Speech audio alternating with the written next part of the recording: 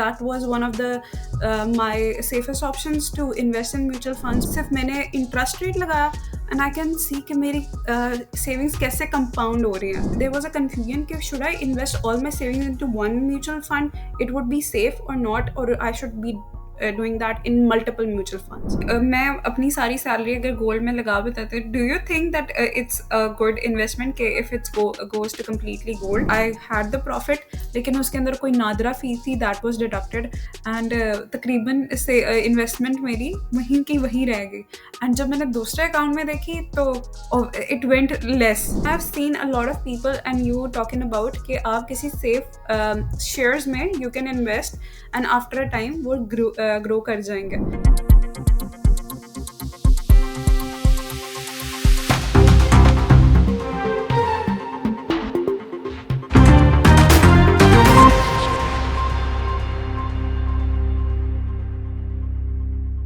अस्सलाम वालेकुम and welcome to another episode of money mindset.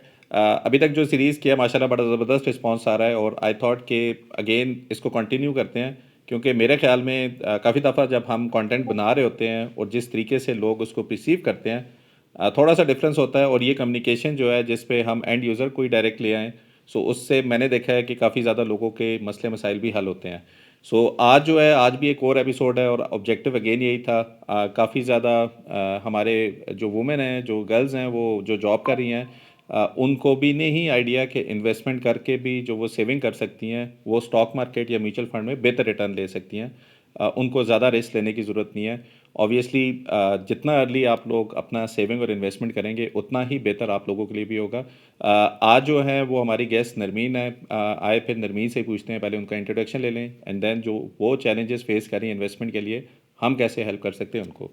जी अस्सलाम वालेकुम नरमीन, आप काइंडली अपने बारे में थोड़ा बता देंगे. Walaikum salam, this is Narmeen and I'm basically from Lahore and I have completed my graduation in discipline of economics and right now I'm working with customer success manager with an American fintech. That's little about me.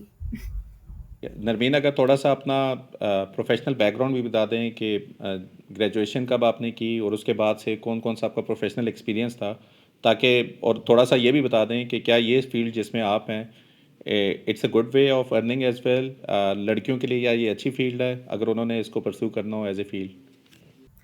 Sure. मैंने अपनी bachelors 2021 में की थी and after that I was before that also. आप जितना early start करते हैं you get more of the opportunities. So when I completed my intermediate तो मैंने एक बेसिक सी इंटर्नशिप की थी for in PTCL and that was just by chance. It was just a contract job और वहाँ पे I polished my communication skills. मुझे customer से बात करना आ गया, problem solving, all that skills that needs to be in a customer support. और उसके बाद because I had the finance background, उसके बाद I went for there was जब एक वेव आई थी पाकिस्तान में for the digital banks, so I was there first customer experience. SadaPay सबको ही पता होगा.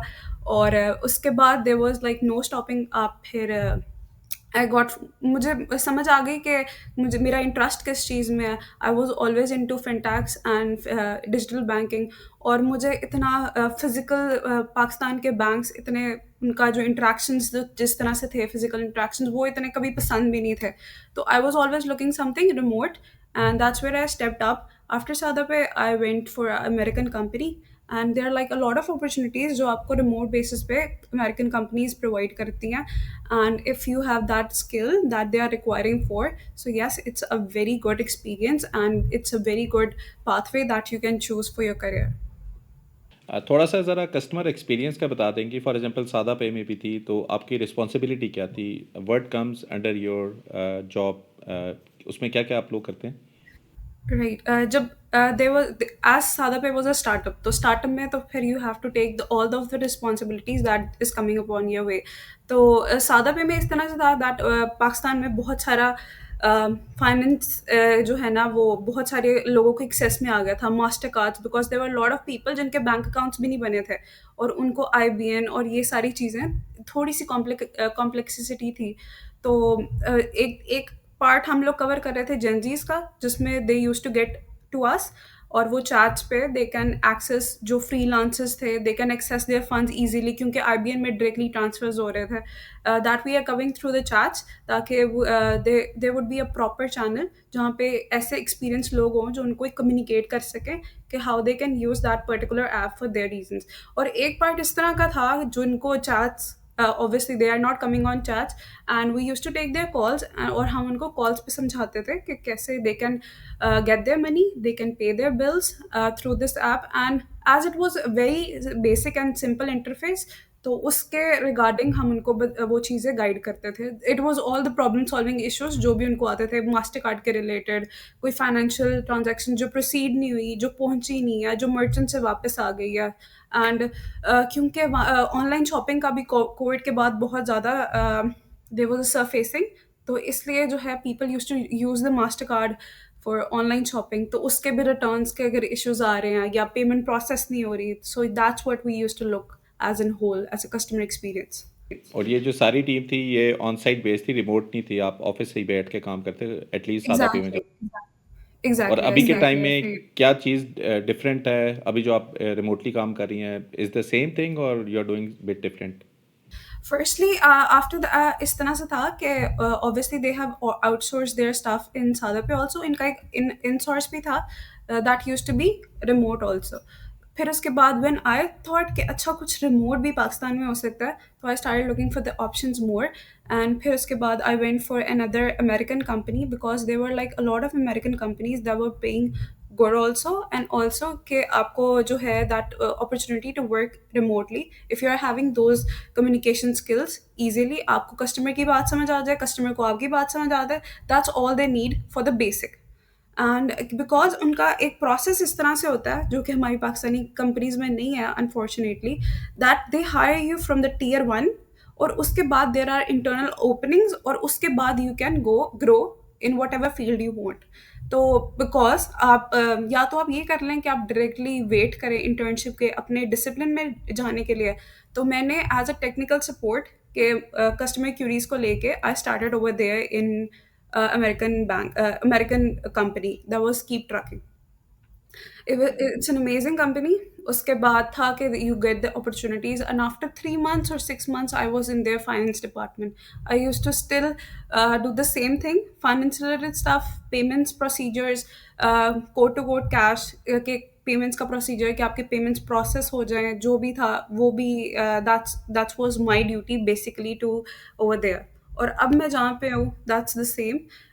इस तरह से है कि देर इज़ लाइक पेरोल्स आप बिकॉज यूएस में people are working hourly and weekly, तो आप जाते हैं you punch in and punch out और वो सारी डिटेल्स हमारे पास होती हैं and we process them and update their salaries on weekly basis and hourly basis. बिल्कुल सही है। चलें, ज़बरदस्त हो गया। चलें नरमीन, आपने खुद बताया कि माशाल्लाह आपका फ़ाइनेंस का बैकग्राउंड है, तो फ़ाइनेंस जो आपने पढ़ी थी और जो अब आप कोशिश कर रही हैं, कितना डिफरेंस है उस पे और प्रैक्टिकल उसमें इम्प्लीमेंटेशन में? क्या जो पढ़ा था वो काम आ रहा है आपको अभी? ये तो फिर वही बात आ गई कि मतलब यूनिवर्सिटीज़ आपको जो है वो जॉब्स प्रोवाइड करती हैं, ऐसा बिल्कुल भी नहीं है। सेम एज़ इट डिग्री में ये ज़रूर है कि आपको with the time you have the interest कि अच्छा आपने कोई चीज़ पढ़ी हुई है, you have the know how about it. अब जैसे मैं फाइनेंस के रिलेटेड आपकी वीडियोस वगैरह देख रही थी या किसी भी फाइनेंशियल इन्फ्लुएंसर की देख रही थी, तो मुझे चीज़ें समझ आ जाती थी। That's the part of my degree. बाकी उसके अंदर मैंने कैसे करना है या फिर मेरा क्या रोल है वो फिर मेरी रिसर्च थी। बिल्कुल सही है। चलें, अब आप ज़रा अपना बैकग्राउंड बता दें कि जब आपने सोचा ही था कि इन्वेस्टमेंट करना, तो अभी तक आपने कहाँ पे इन्वेस्ट किया और आपका एक्सपीरियंस सो फार क्या है? उस पे अगर बता दें थोड़ा सा। जब मैंने वीडियोस देखना शुरू की तो मुझे सेफेस्ट ऑप्शन लगी पेंशन फंड्स, लेकिन after about of all reviewing मुझे था कि अभी मैं इतनी जल्दी बूढ़ी नहीं हो रही या मुझे कोई इतने लॉन्ग टर्म फंड्स नहीं चाहिए and I am continuously working और I don't see myself going out from the market. Approximately 10-15 years मैं काम करूँगी remotely because it's convenient and it's I am passionate about it. तो I want something कि जिसके अंदर वाकई मैं कुछ ऐसा इन्वेस्ट करके that I get my savings compounded more. तो इसी तरह से the safest after I thought was mutual funds, because there was mutual funds के बारे में बहुत सारा इंफॉर्मेशन अवेलेबल है इंटरनेट पे, एंड उसके उसी की वजह से, because it's the safest and because it's not going really down, तो इसलिए that was one of the my safest options to invest in mutual funds. फिर उसके बाद मैंने महाना की एक वीडियो देखी, दैट वाज वेरी सिंपल। अब वाकई वो 10 मिनट का भी प्रोसीजर मुश्किल से था, वो अब सिर्फ 5 मिनट में you have to register and you are into that. और फिर आप वो जब आप रेट ऑफ इंटरेस्ट, अब I would suggest you in Sarmaya पे जब हम रेट ऑफ इंटरेस्ट कैलकुलेट करते हैं, हमें शेयर प्राइसेस मिल रही होती हैं। वहाँ पे आरओआई की मैं बात कर रहे हैं, rate of exact return of investment. Yes, ROI की बात कर रही हूँ। और जब मैंने उस पे किया इन महाना ऐप, आई कुड सी कि सिर्फ मैंने इंटरेस्ट रेट लगाया एंड आई कैन सी कि मेरी सेविंग्स कैसे कंपाउंड हो रही हैं। तो मुझे वो प्रोसीजर थोड़ा-सा फ़ैसिनेट करने लगा कि ओके, मैंने सिर्फ़ इतना इतनी देर के लिए करना है and I am having a very good amount, वो भी लाइक 10-20 साल में, and I don't think so it's a less amount. तो फिर उधर से आई थॉट कि आई हैव जस्ट इन्वेस्टेड, वहाँ से देयर वाज़ अ कन्फ्यूजन कि should I invest all my savings into one mutual fund, it would be safe और not, और I should be doing that in multiple mutual funds, or I should park them in some stock market funds, जैसे सारे कहते हैं कि इस साल अगर आपने उस साल में इतने पैसे डाले होते तो आज ये इतने बन जाते। तो आई वाज़ लाइक ऐसा क्या हम करें कि मतलब there should be some savings also and also some high risk profits too. चलें, गुड हो गया। चलें, अब मैं आपका प्रॉब्लम स्टेटमेंट समझ लिया है, अब बाकी चीज़ों पे बाद में आऊँगा। पहले मुझे ये बताएँ कि आप जो सैलरी विड्रॉ कर रही हैं वो आप डॉलर बेस बाहर से ही कर रही हैं, तो आर यू फाइलर इन पाकिस्तान? आपने टैक्स अपने फाइल कर रही हैं आप?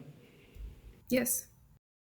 ठीक है, ये अच्छी चीज़ है। सो दैट मीन्स कि यू अंडरस्टैंड कि there is almost no tax for you. आप सिर्फ लाती हैं और आप रेमिटेंस में करती हैं उसको, या आप बताती हैं फ़ॉरेन आपकी इनकम थी उसके ऊपर टैक्स आपका कम है। दूसरा मुझे ये बताएं कि क्या आपने अपनी इंश्योरेंस ली हुई है, इंश्योरेंस नहीं, और क्लीयरेंस ने ली, इज इट लेकिन कवर्ड? मैंने स्पेसिफिकली नहीं कोई ऐसे इंश्योरेंस वगैरह ली। आपकी सैलरी में आपकी कंपनी कवर्ड इंश्योरेंस है आपकी? नहीं, they are not. So first step I think even before starting investing, मैं हर एक को यही बताता हूँ, और अगेन मैं बता इसे ले रहा हूँ कि we are not an insurance company, ठीक है? ये आप लोगों के भले के लिए है। मैंने एक वीडियो बनाई थी how to cover your wealth, मैं यूट्यूब पे, बल्कि इनफैक्ट मैं शेयर भी कर देता हूँ, मैंने पहले भी एक शायद माइंडसेट पे बताया हुआ है। सो आइडिया उसमें यह है कि so there is only a cost of 1000 rupees per month, ठीक है? और you can cover up to 500,000 का, खुदा ना खास्ता कोई मसला होता है, so that you can cover in that particular thing. मैं अगर आपको स्क्रीन शेयर करूँ, आप प्लीज़ मुझे बताइएगा।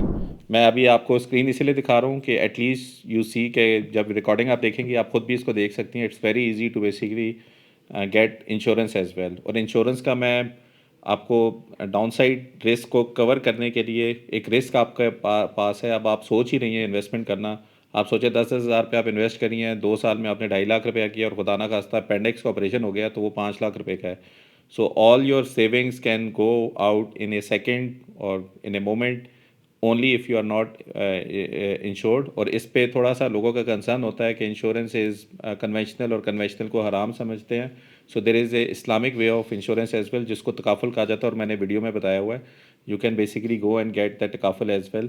और ये पहला स्टेप है जो कि आपको इंश्योरेंस लेनी चाहिए इवन बिफोर स्टार्टिंग इन्वेस्टमेंट। अच्छा, अब अगर मैं आपसे पूछूं कि how you are basically saving your money and what is the way of saving your money, तो कितना आप सेव कर रही होती है per month? Don't give me how much you are running, but in terms of percentage how much are you saving? Like sir, my basic salary जो मैं करती हूँ वो मैं completely I hand over to my parents, and obviously they are saving for me because I they know कि I can not specifically मेरे पास रहेंगे तो कहीं ना कहीं लग जाएंगे। और जो भी मेरे बोनसेस होते हैं दैट आई एम अचीविंग, वो फिर मैं अपने पास रखती हूँ। अभी काफ़ी टाइम से तो वो एक्सेसिवली खर्च ही हो रहे थे। So obviously after a lot of information being circulated, मुझे समझ आई कि I think it's not the good way and there should be some difference between, क्योंकि मैंने इकोनॉमिक्स पढ़ी हुई थी, सो देयर दैट वाज कि वही वांट्स तो हमेशा अनलिमिटेड ही रहेंगी और स्केर्सिटी हमेशा रहेगी। So I need to be careful about how I am spending. और मेरी और वाकई ऐसा है कि when you spend a lot, तो आपको एक टाइम पे आके आपकी वो यूटिलिटी खत्म हो जाती है कि भाई you have to like spend, like keep on spending now. तो that's I guess I was at my diminishing part of utility और फिर मुझे लगा कि नहीं, दिस इज़ समथिंग दैट जो मैं देख रही हूँ, this is something informative and I should like pursue something like this and I should start thinking about it. And if I may ask के ये जो आप पेरेंट्स को पैसे देती हैं, वो क्या कर रहे होते हैं आपके पैसे को? Obviously they are not doing anything, they are just putting into a savings account and मेरा तब भी यही था कि like we should park this into some gold or stuff, लेकिन obviously इतना ज़्यादा पढ़ने के बाद मुझे ये भी पता कि ये भी कुछ इतना सही काम नहीं है। तो फिर उन्होंने भी ऐसा as such they are not doing like some great stuff with it, but it's the way there it is in the bank account. And why do you think gold is not the right way to do it? Gold is because मैंने जितना इसके बारे में पढ़ा that was के एक तो you park your funds like liquidity उस तरह से जो है वो आप एक जगह पार्क कर देते हैं and rate of the interest it's not हाँ होते हैं लेकिन I am like missing right now the point. मैंने इतनी ज़्यादा इंफॉर्मेशन कैप्चर करके मुझे यही एक दफ़ा लगा कि हाँ it's not may be the right way. या तो ये हो ना कि आपने बहुत बेसिक से स्टार्ट किया है, जैसे आजकल गोल्ड के रिटर्न्स चल रहे हैं कि वो बहुत एकदम से कम हुआ है और इस टाइम पे अगर आप ले लें तो आपको समझ में भी आती है। लेकिन obviously if you are buying at a high तो फिर क्या ही मतलब है उस चीज़ का। अच्छा, क्या रेट चल रहा है आजकल गोल्ड का वैसे? अगर मैं आपको पता हो थोड़ा बहुत। I guess it has been increased recently. कुछ दिन पहले कम हुआ था लाइक अराउंड लाइक 30K और फिर अब दोबारा से it has been in boom. पर तोले का अगर हम रेट लें आजकल क्या रेट होगा ना गोल्ड का? आई डोंट नो स्पेसिफिकली, मैं आपको बता देती हूँ अगर 3 लाख रुपया तकरीबन हो गया वैसे। हाँ, एग्ज़ैक्टली ऐसे है। और आपको पता है साल पहले क्या रेट था तकरीबन? नहीं, मुझे नहीं आइडिया। साल पहले may be it was like around something around 250 stuff. 150, 100 के 100% का इंक्रीज आया है। चलें, गोल्ड भी होना चाहिए आई थिंक। हो गया गोल्ड। 100% ऊपर चला गया है इनफैक्ट। बल्कि सरमाया डॉट पी के पे अगर आप एक साल पे जाएंगे तो you can exactly see what is the rate पर तोला ऑफ गोल्ड इज़। बल्कि इनफैक्ट मैंने आप ही से एक्सरसाइज करानी है, आप ज़रा सरमाया डॉट पी के पे शेयर करेंगे अपना। बल्कि मैं दिखा देता हूँ, आप ज़रा कमोडिटीज़ में जाएँ, ये ऊपर जो ऑप्शंस में इसमें गोल्ड पे जाएँ, इस पे 1 ईयर पे जाएँ, ज़रा नीचे 1 ईयर करें इसको। देखें एक साल पहले कितने रुपए का था? तकरीबन 2 लाख रुपए का था। नीचे जी, फर्स्ट पे जी। ले जाएं, फरवरी 2024 बिल्कुल start of the chart, 2 lakh 10 हज़ार पे, ये 220 बीस। And what is the rate today? ऊपर बिल्कुल लेटेस्ट वाले डाटा पे आ जाए। नहीं नहीं, ठीक है ठीक है, वो 10 ईयर्स पे अभी ले कर लें, 1 ईयर पे लेटेस्ट डाटा पॉइंट पे ले जाएं। तकरीबन 294। 94, 300K का हो गया। सो आइडिया आज मेरा ये है आज कि never around 150। आइडिया मेरा ये था कि वो स्टार्ट ऑफ 2024 भी 150 के अराउंड ही था। अगर आप इसको 5 साल पे करेंगी ना तो 5 साल पहले आपको नज़र आएगा it was hovering around 50-60 thousand. And हाँ, ज़रा चेक एग्ज़ैक्ट। था। एंड तब तो मैं कहाँ पे चला? ऑब्वियसली इतनी समझ भी नहीं थी मुझे। अच्छा, मैं आपको बताता हूँ ना नरमीन, आपके लिए बहुत इंपॉर्टेंट है। देखिए माशाल्लाह, अब आपकी शादी भी होगी, आपको गोल्ड भी चाहिए होगा। जब चाहिए होगा फिर तो आप 4 लाख का होगा तब भी लेंगी, ठीक है? आप हुँ, इसको सेविंग एज एन एसेट क्यों नहीं समझते हैं? आपको आपको पता है कि गोल्ड के डबल बेनिफिट हैं आप लोगों को। It is not only providing you has against dollar. अभी डॉलर आपका 270 पे है। मैं एक और काम आप करें, फॉरेक्स के ऊपर जाएं, जो ऑप्शन के ऊपर ऊपर जाएं, फॉरेक्स के ऊपर आप यूएस डॉलर पे करें ज़रा, एक मिनट क्लिक। आपने आज तक देखा ये डाटा यहाँ पे?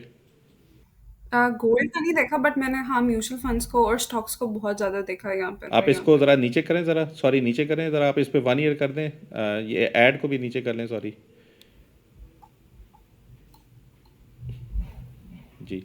आप ज़रा एक साल पहले देखें डॉलर कितने का था यहाँ पे, बिल्कुल स्टार्ट ऑफ द 270 समथिंग। और आज 270, लेटेस्ट डेटा कितना 270। चल रहा है?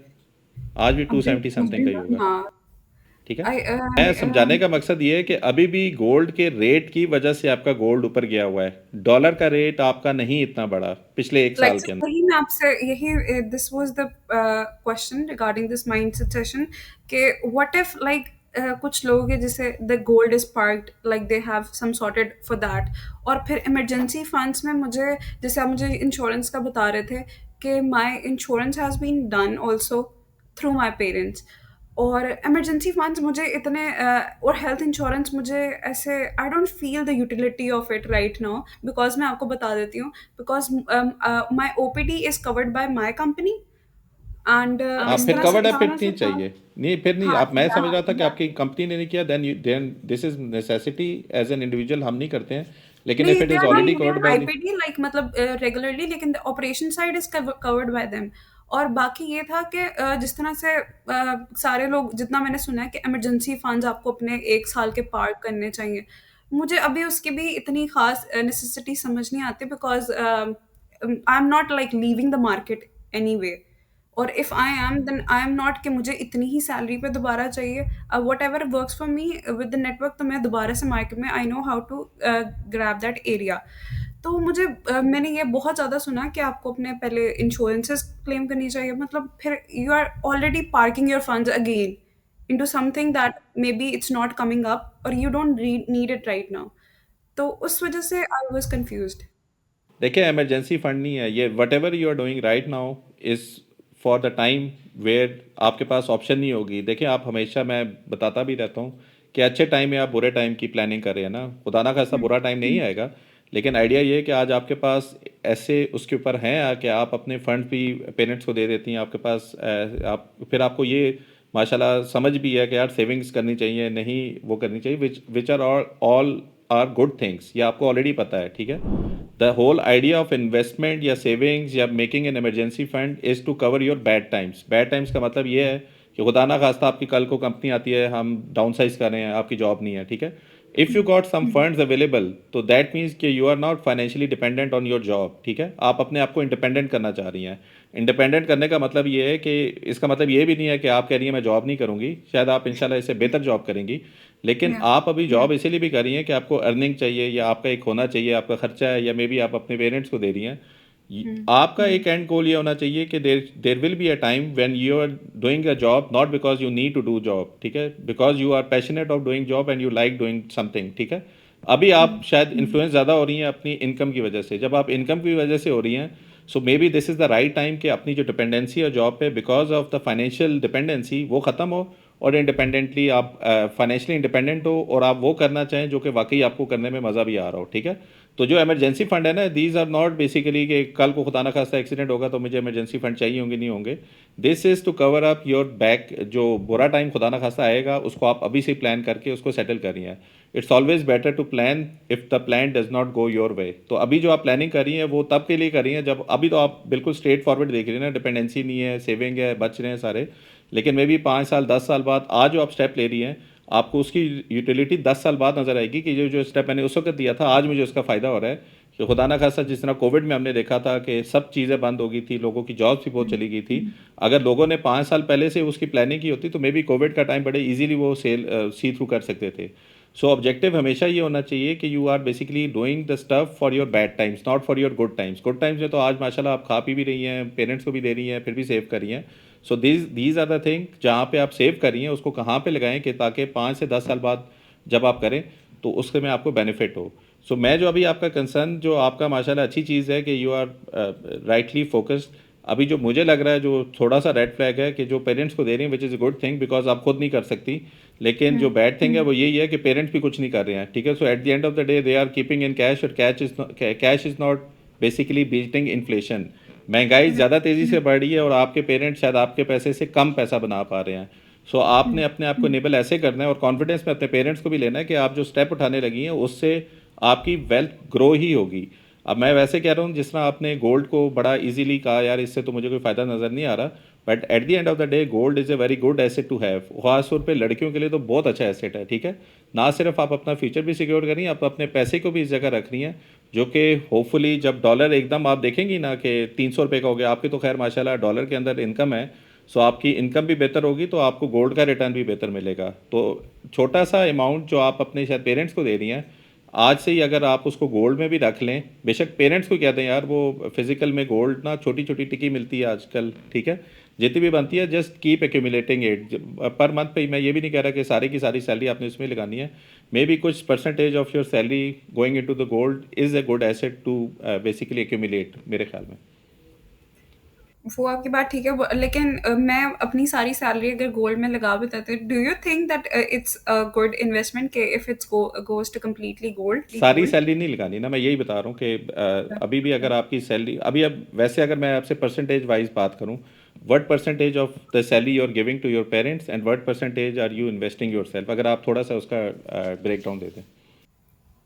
I guess it would be like 25% I'm saving it, and rest of that 75% is going to my parents. And you don't have any expense? I do, but that's not मतलब मेरा it's not monthly basis पे कि I do expense that whatever I have in savings वो मेरा बिल्कुल अलग है, and what I give to my parents उसके अंदर it varies के कुछ नहीं आइडिया चाहिए, ये कुछ है नहीं कि चाहिए। जो आप पेरेंट्स को कैश दे रही हैं, वो कैश को अगर बैंक में रख रहे हैं, बैंक आजकल आपको पता है what returns are you getting from the banks? या वो recently कम हुए हैं, I have like heard about ये it. पिछले एक साल में 22% थे, आज वो तकरीबन 11-12% पे आ गए हैं। जब वो Right, 11-12% के ऊपर आए हैं, दिस इज़ नथिंग, ठीक है। सो ऑब्जेक्टिव इज़ कि जो आप पेरेंट्स को भी दे रही हैं, उनको सिर्फ बता दें कि यार इसकी फॉर एग्जांपल 30% या 40% उन्होंने भी कैश में ही रखना है, और आई होप कि उनकी रिक्वायरमेंट नहीं होगी, शायद they are not dependent on you कि आपकी सैलरी से उनका घर चल रहा है। If they are not, then absolutely. What's the point of keeping money in cash? जो सबसे बड़ा आपके केस में रेड फ्लैग है वो यही है कि आपका 75% of your saving or saving is getting into maybe saving account, but saving account is not giving you any return, ठीक है। So you need to shift that particular thing into something जिससे आपको रिटर्न भी मिले। तो मैं तो आपको पर्सनली सजेस्ट करूंगा कि उस इन्वेस्टमेंट का जो आप अपने पेरेंट्स को दे रही हैं उसका X percentage, maybe 25%, maybe 30%, wherever you feel comfortable कि यार ये एक्सेसिव ना लगे, आपको लगे इसी तरह के यार ये थोड़ा थोड़ा हम करके करें। मे बी अगर लाख रुपया दे रही थी तो 20,000 25,000 रुपये की छोटी टिकी अगर मिली है तो वो आप एक्यूमुलेट कर लें उस तरीके से, ताकि आपको ये भी ना लगे यार हमने सारा किया। और देखें अगेन, गोल्ड की prices is dependent on international में इवेंट्स क्या हो रहे थे, ठीक है। ये पाकिस्तान से ज़्यादा ना इंटरनेशनली ग्लोबल ड्रिवन है। अब फॉर एग्जांपल अगर आपने पिछले एक साल में देखा हो, रशिया और यूक्रेन की वॉर हुई, गोल्ड की प्राइस ऊपर चली गई, ठीक है। आपकी गज़ा के अंदर मसला हुआ, गोल्ड की प्राइस ऊपर चली गई। ट्रंप ने अभी कोई बायलैटरल जो ट्रेड एग्रीमेंट्स थे उसमें कोई मसला किया, ट्रेड गोल्ड की प्राइस ऊपर चली गई। Internationally gold is always always considered as a safe haven, ठीक है। सेफ हेवन क्यों किया जाता है कि जब भी इकोनॉमिकली मुल्कों के अंदर कोई मसला आता है, so gold always is the first asset class जो कि बूम करता है, ठीक है। सो आप अगर देखें पिछले जब मेरी भी शादी हुई थी आज से 12-13 साल पहले, तो मुझे भी लगता था यार, जब मेरी शादी हुई थी तो गोल्ड वॉज ट्रेडिंग एट 65,000 पर तोला, और वो उस टाइम का ऑल टाइम हाई था। और मेरा भी आप ही का कंसर्न था कि यार ये किस टाइम पे मैंने किया है, ये तो बहुत ज़्यादा है, ठीक है। आज अगर मैं देखूं, वही जो पैसे मैंने अपनी गोल्ड के ऊपर या जो भी किए थे वो 5 टाइम्स बढ़ चुके हैं, और आज भी हम उधर ही खड़े हैं जहाँ पे हम कह रहे हैं यार अभी भी गोल्ड की प्राइस ज़्यादा है। हालांकि अगर मैं डॉलर टर्म्स पे ऊपर देखूँ, डॉलर टर्म्स के ऊपर जो गोल्ड है वो सिर्फ 30% बढ़ा है, लेकिन जो उस टाइम पे डॉलर का रेट था पाकिस्तान में वो 100 रुपये का था, आज डॉलर का रेट 280 रुपये का है। तो मेरी जंप 280 पे 30% नहीं है, मैं तो 5 टाइम्स की बात कर रहा हूँ। सो एज ए पाकिस्तानी हमारे केस में ना, हमारी क्योंकि अपनी इकॉनमी में बड़े मसले मसाइल हैं, जब भी हमारा कोई हम कुछ ग्रोथ की तरफ जाते हैं तो हमारा सबसे पहला हिट जो होता है ना, वो हमारे डॉलर के रेट के ऊपर पड़ता है। और आपके सामने हुआ है कि एक साल में 100 रुपये से कहाँ पे हम पहुँच गए हैं। सो मैं पर्सनली आपको रिकमेंड करूंगा कि आपके अपने नीड के लिए भी गोल्ड आपकी ज़रूरत है, जो कि आपको नियर फ्यूचर में चाहिए होगी, तो आपको गोल्ड में कुछ पार करना चाहिए अभी से। और दूसरा, मैक्रोज लेवल के ऊपर जब भी कोई मसले होंगे तो gold is a good asset to have, always a good asset to have. आपने 100% स्टॉक मार्केट या म्यूचुअल फंड में से ज़्यादा हमेशा 20 से 25% अगर आप अपने पोर्टफोलियो में गोल्ड रखते हैं, this is a good asset to have in your portfolio, Right. ठीक है। हाँ, चलें, ये लाइक गोल्ड वैसे मेरा पार्ट एक नहीं और था, क्वेश्चन लेकिन था। अच्छा हो गया, डिस्कस हो गया थोड़ा। मेरा एक ये क्वेश्चन था कि अगर जिस तरह से आप कह रहे हैं सेविंग्स अकाउंट में हमें उसके रिटर्न्स लाइक आजकल बहुत कम मिल रहे हैं, तो is it also like beneficial like putting the funds into mutual funds as well चलें, बिकॉज आप म्यूचुअल रिटर्न्स फंड पे आ जाते हैं। अब आप अपना म्यूचुअल फंड का अपना एक्सपीरियंस बता दें पहले, I think this is the best way to guide you as well, कि आपने अभी तक क्या किया अपने म्यूचुअल फंड के साथ। जो आप कह रही थी 20 से 25% की सेविंग थी, तो how you are basically investing those in the mutual fund? मेरी बहुत बेसिक सी कैलकुलेशन थी। आई थॉट कि मैं 2 म्यूचुअल फंड्स में इन्वेस्ट कर देती हूँ, एक हाई रिस्क और एक low risk. And the low risk one, मैंने महाना के वीडियो देखी थी, तो it was like very easy to sign up for that. तो उसके अंदर I have parked my like 50K into that and also a 50K in my other bank account. That was the high risk one. That was some bank stock fund. And what happened कि after some time जब मैंने दोबारा से next month investment करने की देखी, तो महाना में there was I had the profit, लेकिन उसके अंदर कोई नादरा फ़ी थी दैट वाज़ डिडक्टेड। एंड तकरीबन से इन्वेस्टमेंट मेरी वहीं की वहीं रह गई। एंड जब मैंने दूसरे अकाउंट में देखी तो it went less and I was like okay, this is something, शायद मैंने कुछ गलत कर दिया यहाँ पे, या I need some education on that कि मुझे ये करते रहना चाहिए, या फिर I should not be continuing this one और I should convert the fund. बिल्कुल सही है। अच्छा, एक काम करेंगे आप, एक तो पहले आपकी स्ट्रैटेजी ख़राब नहीं है, बिल्कुल सही स्ट्रैटेजी है। मैं भी आपको यही रिकमेंड करूँगा, बल्कि इनफैक्ट जो सारे देख रहे हैं, कि rather than fully getting into the high risk, बेहतर ये है कि आप 50% लो रिस्क रखें, 50% हाई रिस्क रखें। बिकॉज द वॉलेटिलिटी और द मार्केट ना पहले हमें बहुत डिस्करेज भी करती है। जिस तरह अभी आपने अपना एक्सपीरियंस ये किया कि मे बी अगर महाना में अगर वो नादरा की फ़ीस ना लगती तो ऑब्वियसली अमाउंट थोड़ी थी और वो फिक्स कॉस्ट थी, तो ज़्यादा आपको लग रहा होगा कि प्रॉफिट नहीं हुआ। लेकिन गोइंग फॉरवर्ड जब होपफुली आपको प्रॉफिट नज़र आएगा तो वो 10 to 12% पर एनम होगा। आजकल के रेट के ऊपर ना 10 से 12% के दरमियान आपको मिलेगा, विच इज़ 1% पर मंथ। ठीक है, अगर मैं साल के ऊपर ही प्रोजेक्ट करूँ ना, देखें आप इस स्ट्रेटजी से कर क्या रही हैं, आप स्ट्रेटजी से कर ये रही हैं कि 50% लो रिस्क है और 50% हाई रिस्क है। तो अगर मैं साल के ऊपर देखूं, तो अगर मुझे साल के ऊपर महाना या कोई भी लो रिस्क म्यूचुअल फंड 10 से 12% देता है, तो आप ये कह रही हैं कि मैं 10 से 12% का रिस्क ले रही हूँ हाई रिस्क के ऊपर। ठीक है, इसका मतलब ये है कि अगर फॉर एग्जांपल आपने 50,000 पर मंथ एक साल के लिए इन्वेस्ट किए लो रिस्क में, तो टोटल इन्वेस्टमेंट आपकी 600 के हो जाएगी। और 50,000 रुपीज़ पर मंथ अपने हाई रिस्क में साल के लिए कह रहे हो, तो 600 के आपकी पर एनम हो जाएगी हाई रिस्क के अंदर। ठीक है, अब 6 लाख के ऊपर आपको अगर 60,000, अगर 10% कोई करें, 60,000 का प्रॉफिट आपका गारंटीड है लो रिस्क के ऊपर। इसका मतलब है कि खुदा ना खास्ता हाई रिस्क के ऊपर 10% का लॉस होगा, तो आपका एक्चुअल लॉस कोई नहीं है। आप बेसिकली एक प्रॉफिट को दूसरे प्रॉफिट पे सेटल करके आपके पैसे अभी भी 10 लाख हैं, जो कि उससे बेहतर हैं, या 12 लाख हैं उससे बेहतर हैं, जो कि आप बैंक में रख कर कुछ भी नहीं कर रही थी। होगा क्या कि मोस्ट प्रॉब्ली, जिस तरह मैं पहले भी बता चुका हूँ और मैं अभी एक आपको ग्राफ भी बताऊंगा जिस पे मैं आपको ये बताऊंगा कि जो हाई रिस्क है जिस पे रिटर्न अगर आपको 10 से 15% मिल गया, तो दो लो रिस्क में तो आपको ऑलरेडी 10% मिल रहा है। अगर फॉर एग्जांपल 20% आप हाई रिस्क में भी कर लेती हैं, तो 60,000 प्लस 20% ऑफ 6 लाख, जो कि 1,20,000 बनेगा। सो टोटल 10 से 12 लाख में आपको 1,80,000 रुपये का प्रॉफिट हो सकता है, और ये बड़े डिफेंसिव और एक बैलेंस वे में आप चल रही हैं। अभी मैं आपको ये नहीं कह रहा कि 100% हाई रिस्क में जाएं, अगर आप 100% में जाती तो वो 360,000 भी प्रॉफिट हो सकता था। सो ऑब्जेक्टिव ये बताने का कि जब आपने स्ट्रैटेजी ये बना ली है, जो कि मेरे ख्याल में बिल्कुल सही स्ट्रैटेजी है, फिर आपने अगले महीने में ये नहीं देखना अच्छा लो रिस्क में तो प्रॉफिट हो गया, हाई रिस्क में मेरा लॉस हो रहा है। आपने उस स्ट्रैटेजी पे एटलीस्ट एक साल पूरा उसी तरह चलना है जिस तरह आपने स्टार्ट किया था।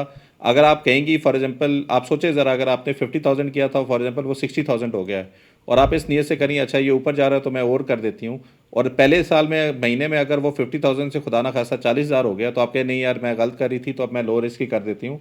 सो आप बेसिकली अपने उस डिसिप्लिन को या उसको तो ख़राब कर रही हैं, जिसकी वजह से मे भी आपको रिटर्न बेहतर मिल सकता था।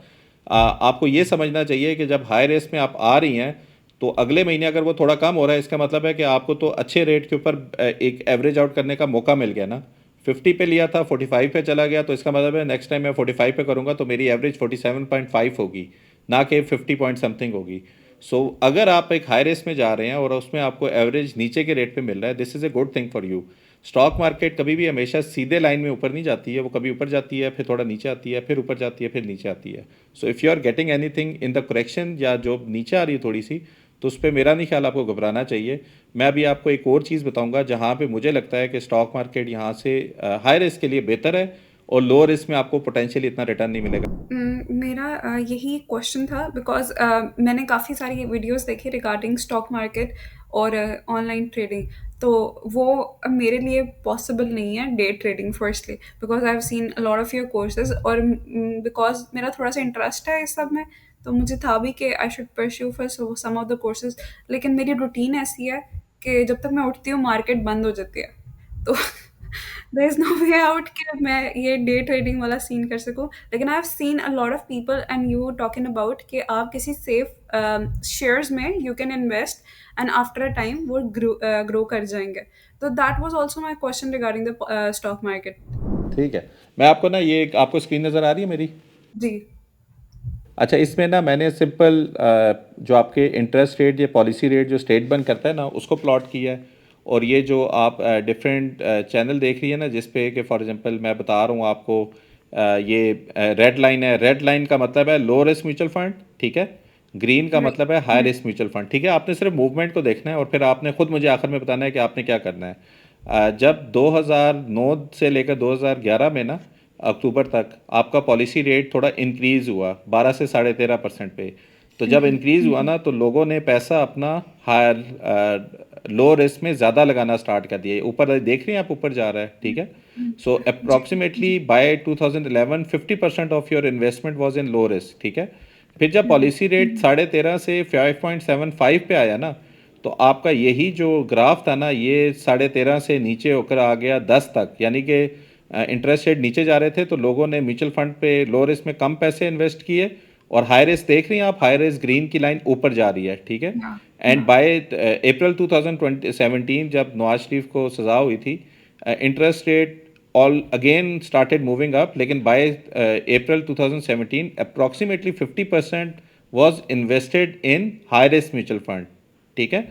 तो जब ये फिर अगेन 5.75 से 13.25 हुए तो आपकी जो ये थी ग्रीन हाई रिस्क थी तो लोगों ने फिर हाई रिस्क से पैसे मूव आउट किए और आपकी जो इन्वेस्टमेंट थी लो रिस्क में ज़्यादा होना स्टार्ट होगी, ठीक है। आप कोविड वाले एरिया को थोड़ा वो कर दें। अब मुझे बताएं कि आपका इंटरेस्ट रेट ये, क्योंकि मैंने 9 महीने पहले बनाया था जब 22% पे था, इधर आके ना 22% से अब हम बस 10% पे आ गए हैं, ठीक है। सो आपको क्या लगता है कि किस में पैसे लोग मूव कर रहे होंगे और किस से पैसे मूव आउट कर रहे होंगे? हाई रिस्क में मूव कर रहे होंगे और लो रिस्क से जो है वो निकाल रहे होंगे। ठीक है। और अभी आपने कहा है कि 1 महीना पहले आपने हाई रिस्क में डाले थे और अभी 1 महीने में ही आपको थोड़ा सा लॉस हो गया और अभी से आप घबरा गई हैं। डू यू थिंक कि अब अगर अगेन आप इसकी मूवमेंट को भी देखें ना, इट्स नॉट लाइक कि ये यहाँ से गया तो फिर ये सीधा ही ऊपर चला गया। यहाँ से गया फिर थोड़ा नीचे आया फिर थोड़ा ऊपर गया फिर थोड़ा वो हुआ फिर नीचे ड्रॉप होना स्टार्ट हुआ, या इवन यहाँ पे गया थोड़ा ऊपर गया फिर थोड़ा सा नीचे आया फिर ऊपर गया फिर थोड़ा सा नीचे आया। सो मूवमेंट तो कभी भी स्ट्रेट लाइन में तो हुई नहीं है, ये तो हमेशा जिग जैग होकर ही ऊपर गई है, ठीक है।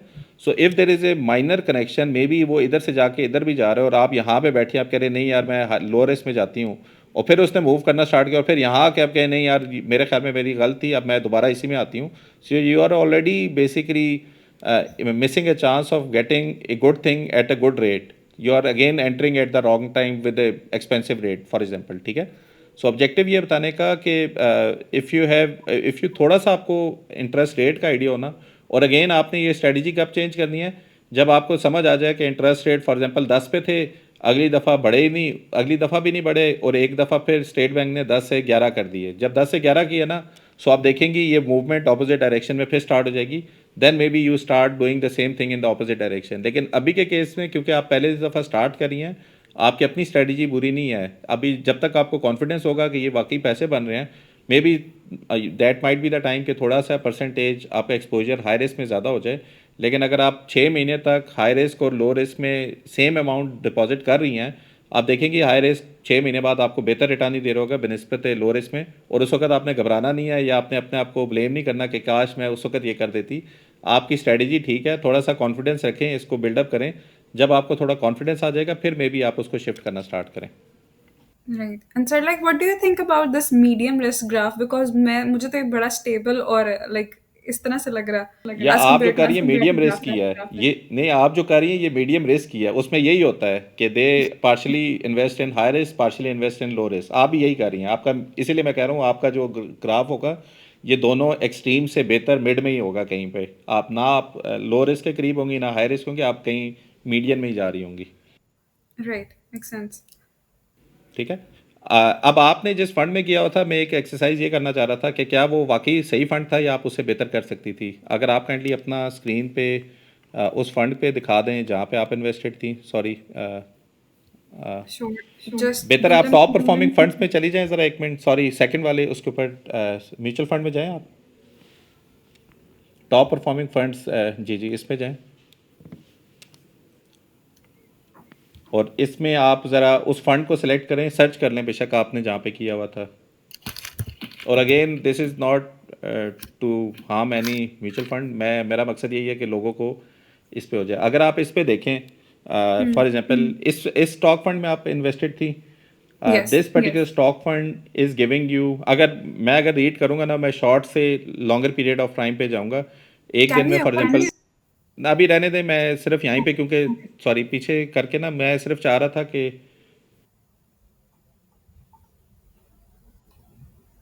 ओके। अच्छा ये अगर आप ऐड को भी थोड़ा नीचे कर दें, सॉरी मैं, श्योर। आपके ऐड से लग रहा है आप बहुत ज़्यादा ऑनलाइन शॉपिंग करती हैं। एग्जैक्ट। वन डे पे 0.3% है, 15 डे पे -2.5 है, अगर 3 महीने में देखें तो 16% है, अगर एक साल में देखें तो 79% है, which I believe is not bad. अगर आप इसको सर्च को कैंसिल कर दें, हम सिर्फ सॉर्ट करेंगे कि ये फ़ंड कहाँ पे करता है, इस एमसीबी स्टॉक फंड को बेशक आप, अब अगर आप सॉर्ट करें ना, फॉर एग्जांपल 1 मंथ के ऊपर सॉर्टिंग करें, तो आपको किस पोजीशन पे ये फंड नज़र आता है, सॉर्टिंग ऑन 30 डे कर देंगे आप ज़रा, कि कौन सा फंड ऊपर है। और इसमें रिस्क प्रोफाइल काइंडली हाई करेंगे ज़रा आप, जी जी,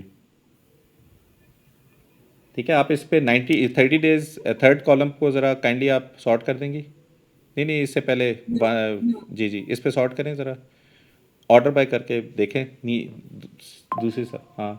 सो टॉप पे अल्फला का फंड है, यूबीएस गवर्नमेंट सिक्योरिटीज़ 12 में, एमसीबी का कौन सा फंड कहाँ पे आ रहा है ज़रा सर्च करें, is this coming in top 10 और समथिंग। No, it's not. चलें, आप एक काम करें, आप मुझे ना 30, 60, 90 और 1 ईयर पे ना आप मुझे बताएं, आप किस फंड को पे आपको लगता है कि उसका रिटर्न अच्छा था, आप खुद 3 नाम सेलेक्ट कर दें। लाइक मैंने 30, 60 और 90 के हिसाब से आपको बताना है। हाँ 30 कर दें, चले 30 डेज कर दें, 180 डेज कर दें, और 1 ईयर कर दें, 365 डेज। आपको क्या लगता है, अगर आपने आज इन्वेस्ट करना हो तो कौन सा फंड आपको लगता है जो इन तीनों कैटेगरीज में आपको शायद टॉप 5 के अंदर मल्टीपल टाइम नज़र आ रहा है। अल्फला is coming in 90 days, no, it's coming in 30 days. 30 days में तो शॉर्ट, फिर सॉरी वो आपने, ये देखें, ये Alfalah financial sector, it's coming in 30 days, and for the 91 I guess we are having HPL investment fund. Alfalah government securities fund 2 आ रहा है, अल्फला सिक्योरिटी फंड 2 आ रहा है, गोल्डन एरो स्टॉक फंड आपको 90 डेज में आ रहा है। 1 ईयर में देखेंगे आप कहाँ पे कौन सा आ रहा है।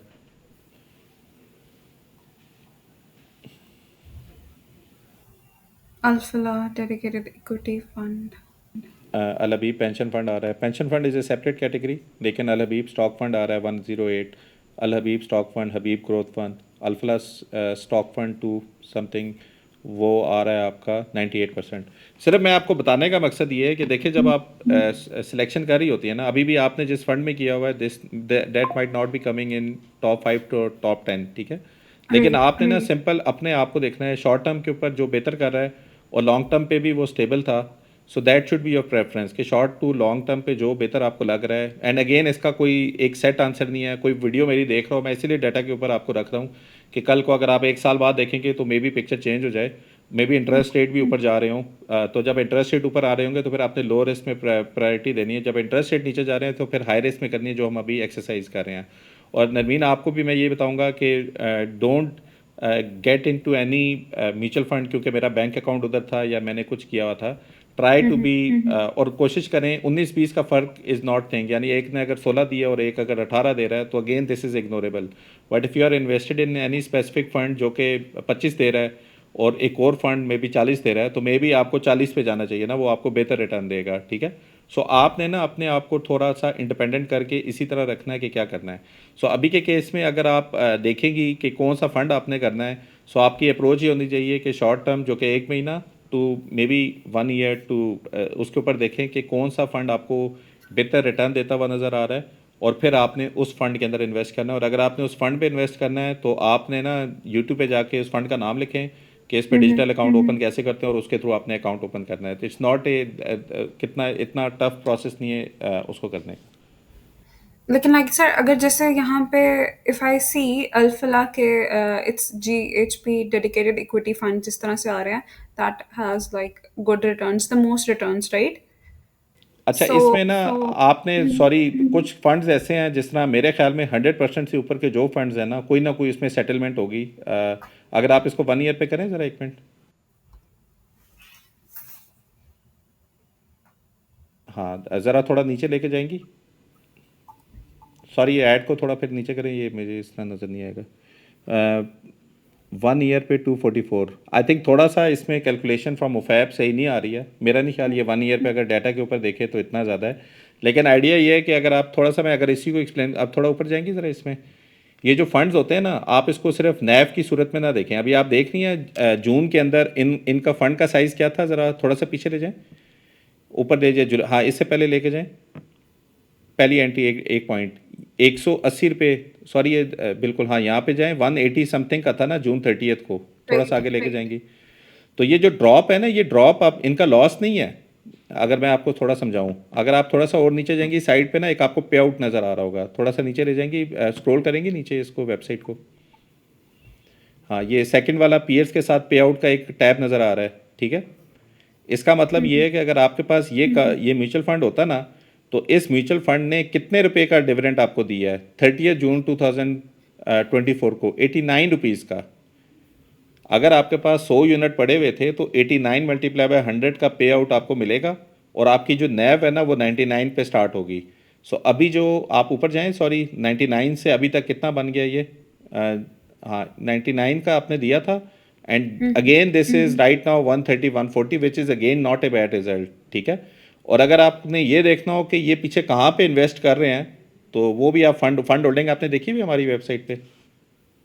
नहीं। नहीं। आप नीचे जाएं थोड़ा सा और ऊपर ऊपर, सॉरी, पे आउट के साथ इस फंड इसकी होल्डिंग है, ठीक है। इसको सॉर्ट करेंगे आप, फॉर एग्जांपल एम सेकंड वाले, इसमें मुझे लगता है कि डाटा का मसला है, लेकिन चले परसेंटेज वाइज सॉर्ट करें, परसेंटेज वाइज दिसंबर। जी जी, दूसरी दफ़ा तो F F C was 6.98%, O G D C was 5.04, 4.72, और जनवरी आई थिंक अभी तक आया नहीं है क्योंकि फरवरी में वो आता है, और ए यू एम इज़ मिसिंग, जो मैं अभी इंशाल्लाह सेट कराता हूँ डेवलपर्स को कह के। लेकिन आइडिया इज़ कि they are investing in these companies, और ये परसेंटेज है इनके फंड साइज़ की, जिसकी वजह से इनका इतना रिटर्न आपको नज़र आ रहा है, ठीक है। So objective okay. ये है कि you need to have understanding कि फंड पैसे बना कहाँ रहा है ना, ये जो रिटर्न इन्होंने दिखाया वो किस तरह वो कर रहे हैं। और फिर आप इसकी हिस्ट्री देख सकते हैं, जैसे एफ एफ सी नवंबर में देखेंगी तो 6.2 थी था, फिर 9.84 भी था। So all the history is coming from there, और O G D C L वगैरह पूरे पोर्टफोलियो में आपको नज़र आ रहा है कि ये रिटर्न किस तरह कर रहे हैं, ठीक है। सो नहीं। सिर्फ ना डाटा को समझने की ज़रूरत है कि डाटा प्रेजेंट कैसे हुआ, और ये हर एक फ़ंड के साथ आपको नज़र आएगा जिसमें रिटर्न्स आपको नज़र आ रहे हैं कि वो फ़ंड पैसे कैसे बना रहे हैं फिर। सही। जी। तो अभी के केस में और कोई क्वेश्चन है आपका इससे related? Just the last one के should we like pursue volatility के हिसाब से हमें मतलब स्टॉक मार्केट में किसी शेयर्स में द बेस्ट जिस रिसर्च करके कहीं पार करने चाहिए किसी कंपनी में? नहीं, आई थिंक ये आपकी अप्रोच बिल्कुल ठीक है ना। आपने अभी भी, मैंने आपको बता दिया, म्यूचुअल फंड को सेलेक्ट करें जो कि स्टॉक मार्केट पे इन्वेस्ट कर रही हैं, और क्योंकि आप लो रिस्क के साथ ऑलरेडी एक बैलेंस तरीके से कर रही हैं। सो मैं तो आपको कहूँगा कि ये देखें, जब आप इन्वेस्ट करेंगी ना, सिलेक्शन करेंगी, फिर उसका रिटर्न आएगा, फिर वो आपको क्यूरोसिटी बढ़ेगी कि ये रिटर्न आ कैसे रहा है। फिर उस रिटर्न के लिए आप फंड होल्डिंग में जाएंगे, और उधर से आप देखेंगी फॉर एग्जांपल इसने इस कंपनी में इन्वेस्ट किया हुआ था। जब आपको वो सारी चीज़ें नज़र आएंगी ना, then your learning will automatically start कि यार अगर अच्छी ये कर रही है तो ये कंपनी क्या कर रही है। अगर आपके पास थोड़ा सा टाइम है तो मैं तो फिर अगेन रिकमेंड करूंगा कि training is a good way of basically understanding कि आपने इन्वेस्ट कहाँ पे करना है, ठीक है। और उसके लिए ट्रेडिंग की बात मैं नहीं कर रहा। अगर आपका इंटरेस्ट ये है और आपके पास टाइम नहीं है और पैसे पड़े हुए हैं, और आप उस पैसे को माशाल्लाह अभी भी आप 75% अगर वालदैन को दे रही हैं, और आप उसको सही तरह यूटिलाइज़ नहीं कर रही हैं ग्रो करने के लिए, so maybe there is first thing you need to do is to educate yourself as well. अगर आपको समझ ही नहीं आएगी कि आपके पैसे कहाँ पे जाएंगे, you will never be in A driving place. आप हमेशा थोड़ा सा ना घबराएंगी कि मैं क्या कर रही हूँ, पता नहीं लॉस ना हो जाए। अगर आएंगी भी तो मे हम्म। बी फुल पोटेंशियल से नहीं आएंगी, आप पार्शली उतना ही इन्वेस्ट करेंगे जिस पे आपको समझ भी आ जाए और लॉस भी ज़्यादा ना हो. So there is a good opportunity which you can miss by not getting good right financial education. ठीक है, जो आपने यूनिवर्सिटी वगैरह में पढ़ी हुई थी that is good for book level तक तो ठीक है, लेकिन प्रैक्टिकल मैंने देखा है कि लोग जो फाइनेंस की नॉलेज के साथ भी आते हैं मे बी वो थोड़ा घबराते हैं, क्योंकि वो उनको लगता है कि जो पढ़ा हुआ है और जो जिस तरीके से होता है वो दोनों डिफरेंट चीज़ें हैं. काफ़ी ज़्यादा टीचर्स तो ये भी कहते हैं जी कि आपने इसको प्रैक्टिकली स्टॉक मार्केट पे बाय नहीं करना, ये सिर्फ थ्योरेटिकली ये सारी सारी चीज़ें सही हैं.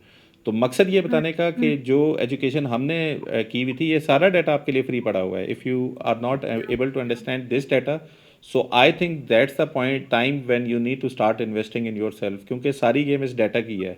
एंड डाटा अभी जो हम बात कर रहे हैं मे बी आजकल के उसके साथ तो ये जो बातें मैं कर रहा हूँ, लेकिन बाय द टाइम आपके इंटरेस्ट रेट नीचे आएंगे then there is another question कि अब मैंने क्या करना है. ठीक है, so education always keep you one step ahead.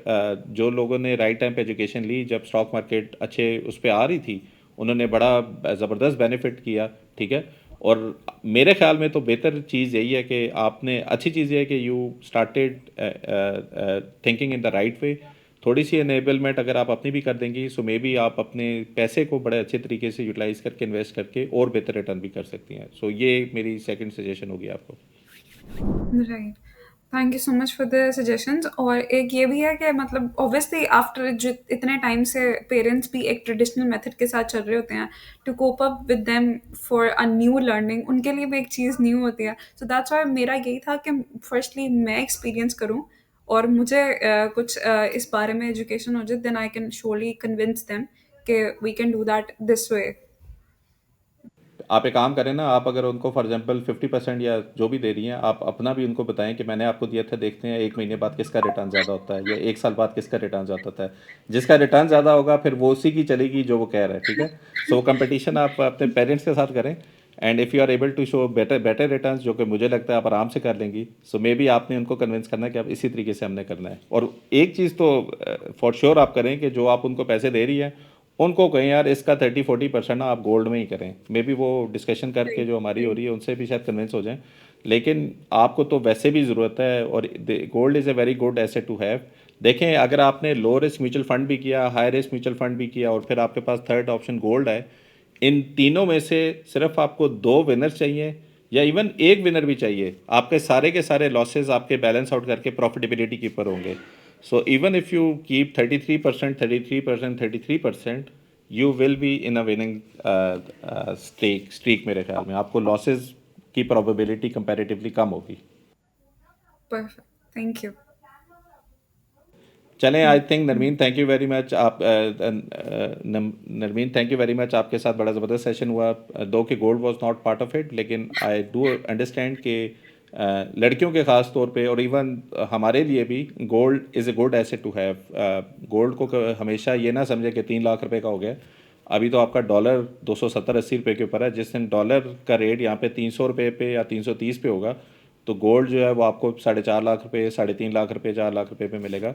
So internationally और बड़े बड़े लोग यही कहते हैं कि गोल्ड इज़ समथिंग कि जो आपके जो मुल्की हालात और उस तरह के मसले आ जाते हैं, so that is the time when people always shift to the safe asset, और gold traditional is always traditional. Consider to be a safe asset. ठीक है, so thank you Navneet for your time and I hope इससे लोगों को भी फ़ायदा हुआ होगा. और जिन जिनको फ़ायदा हुआ है प्लीज़ कमेंट सेक्शन में अगर आप एक अच्छा वर्ड भी कर देंगे तो हमारे लिए भी मोटिवेशन है, और नरमीन ने भी जो टाइम दिया उनके लिए भी एक ज़बरदस्त काम हो जाएगा. एंड होपफुली नरमीन आपका हम इंटरव्यू दोबारा करेंगे जब आप होपफुली अपने पेरेंट्स को भी बीट करेंगे और आपका बेहतर रिटर्न उनसे भी होगा. For sure, for sure. चलें जी, thank you very much and I will see you in another episode. Thank you.